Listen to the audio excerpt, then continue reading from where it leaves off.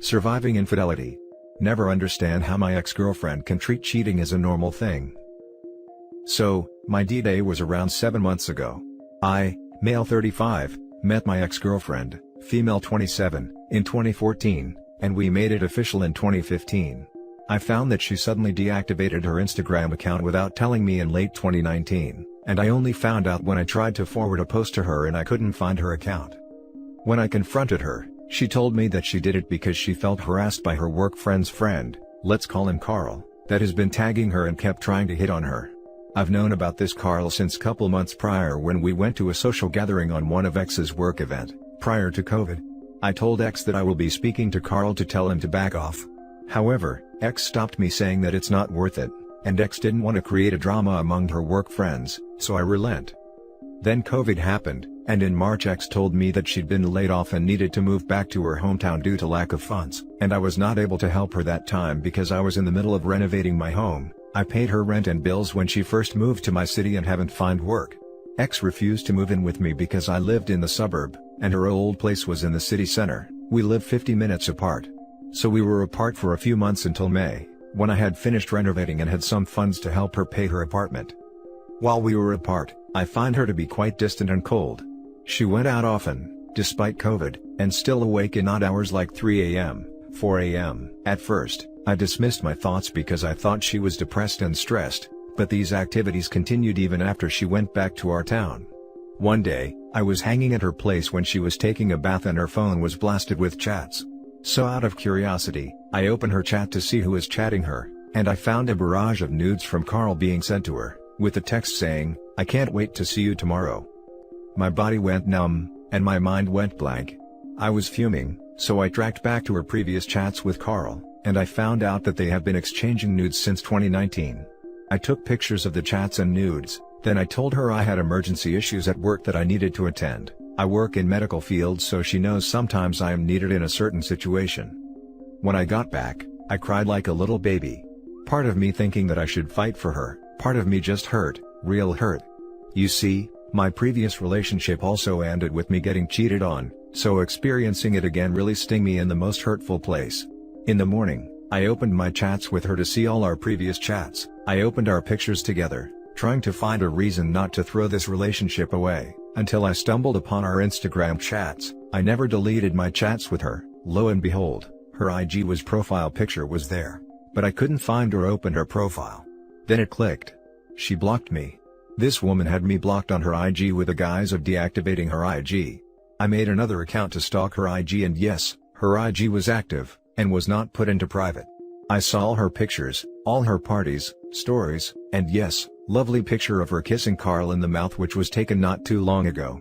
Something snapped in me, and I was no longer feeling sad. All I felt was indifference. I took pictures of her IG and deleted everything I had about her on my phone, laptop, everything. I sent her a text, asking her to meet up. And when we meet, I just showed her the pictures I took on her phone and IG, straight told her that we are done. I don't know her anymore and I don't owe her anything, then left. I blocked her anywhere that had me connected to her. Told my parents and relatives to ignore her call. Couldn't ghost her because she knows where I live and work, so I just went no contact, and I went hard. Mutual friends trying to get me to forgive her, but I told them to stop contacting me about her or I will block them as well, so they back off after that. The reason I rant here was because last Valentine's Day, I got a text from her, switched from Android to Apple, and I only blocked her on my old phone, not on my new phone yet, where she, with all her audacity, asked for my help to pay her rent. No sorry, no trying to explain things. Didn't bother to respond, and blocked her again straight away. I just wondered how the hell did I fall in love with someone who didn't feel any remorse or guilt after cheating on me? If you're still here, thank you for reading my rant. Edit 1. I am overwhelmed and grateful for the support and comments that I received from this community. I just couldn't thank you guys and girls enough. To explain some things. 1. Our mutual friends honestly didn't know about what my ex did, because they were blocked as well. I did manage to explain to them about the reason I broke up with my ex during a Christmas Zoom call. They understood and didn't mention her anymore after that, so I am good with that. One of my closest friends told me they wanted to us make up because they saw how happy I was when I was with her, so when I told him what my ex did, he almost went ballistic at her. I told him to drop it, since I want to avoid any drama. All in all, I'm just fortunate that my ex didn't reach out to my family.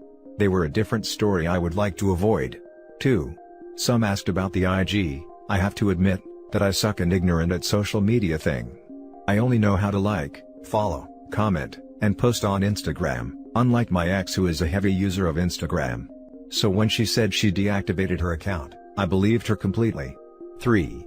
Some of you commented about me paying her rent and being an ATM, which I admitted was my fault since the beginning. The comment hit me hard, but it's the hard truth I needed. I tried too hard I guess, and I really want to make this relationship works that somehow, I'm blinded. I told myself that I will be her provider anyway when we get married, so it's okay for me to help her when she needed me. Well, somehow I managed to dodge the bullet unintentionally, so I guess that's a win for me. Edit 2. I woke up and find so many encouragement and questions. Frankly, I am truly grateful to this community for their massive support. I'd also like to thank you all for the awards. Hopefully happiness will find you all. Meanwhile, I will try to respond some inquiries and questions from some of you. 1. What was my ex's response and excuses when I broke up with her? I didn't stay to hear her excuses, nor I was in a position where I want to know. All I had in my mind was to end it and leave. Whatever she said will never change the fact that she had broken my trust and had an affair. No explanation will fix or change that fact. 2. How did she know my number on new phone? I retained my old number, been using it for 10 years or so, when I switched from my Xperia to my Apple SE.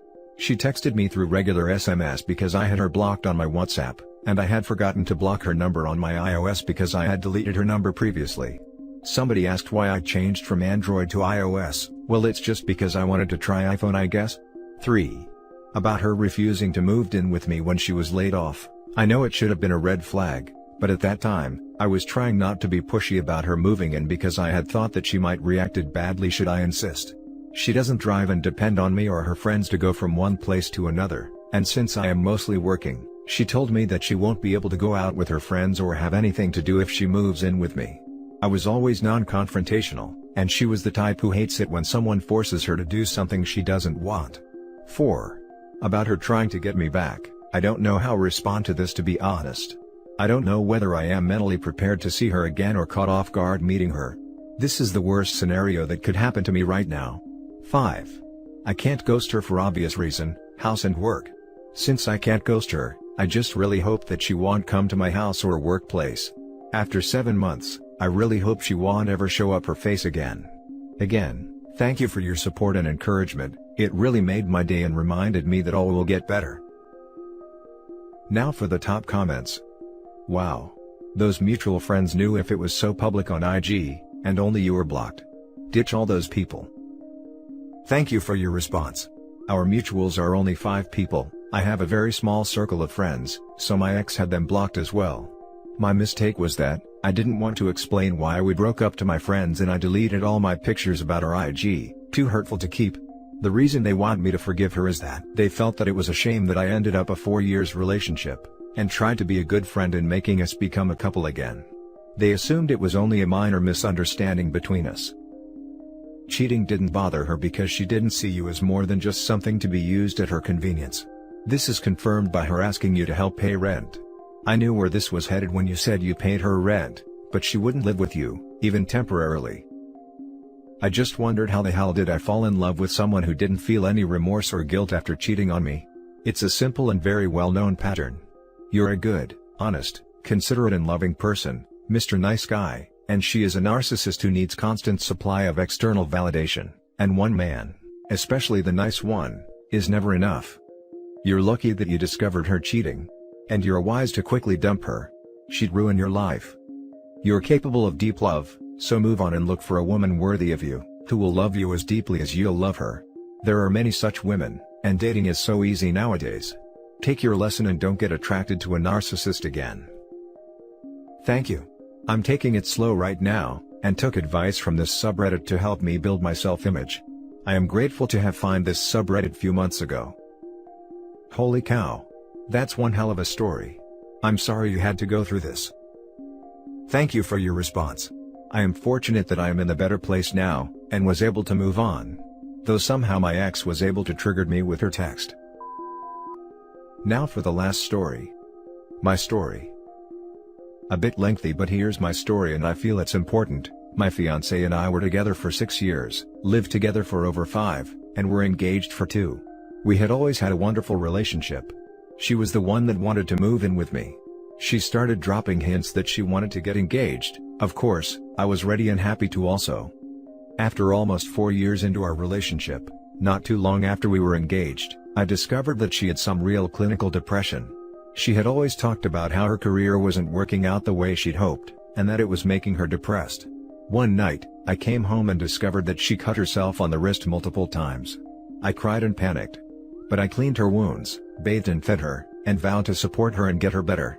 I got her into therapy the very next day and proceeded to work on almost all my off days to make money for the therapist.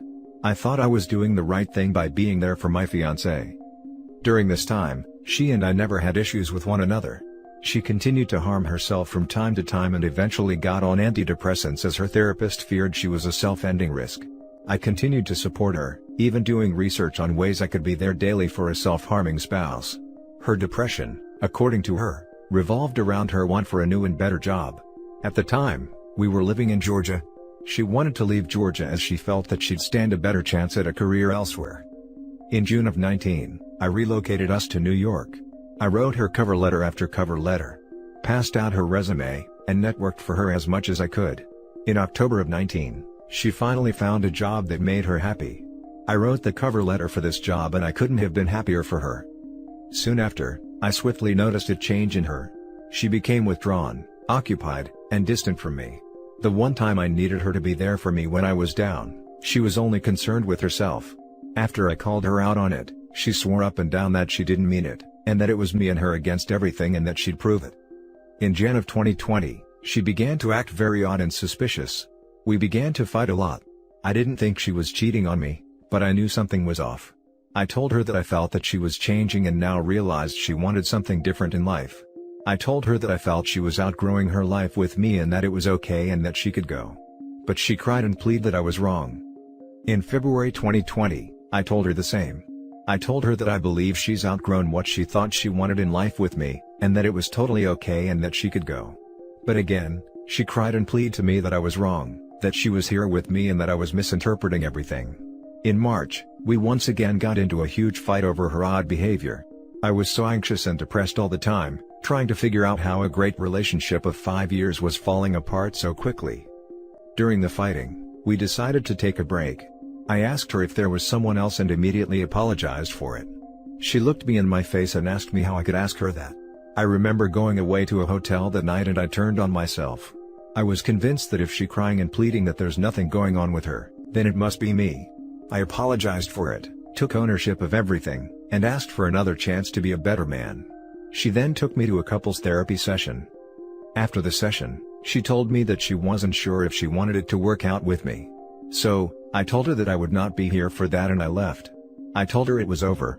The next day I came home to get my things for work. She wrapped me up in her arms and legs and cried inconsolably and begged me to stay. She said that she realized that she does want it to work, and that she doesn't want a life without me. She said her depression and anxiety caused her to not think clearly. She cried and pleaded for another day until I ultimately decided to stay. I never wanted to break up and I thought we were just having a rough patch. After that moment, things seemed so much better. We began to communicate better and we seemed to return to ourselves. I was so rejoiced that this few-month rough patch, at least that's how I perceived it, was over. We were back to us. On MLK Day 2021, I caught her. The previous night, she kept saying that she wanted to do something special for Valentine's Day. I told her we should go away for a weekend and she was so excited.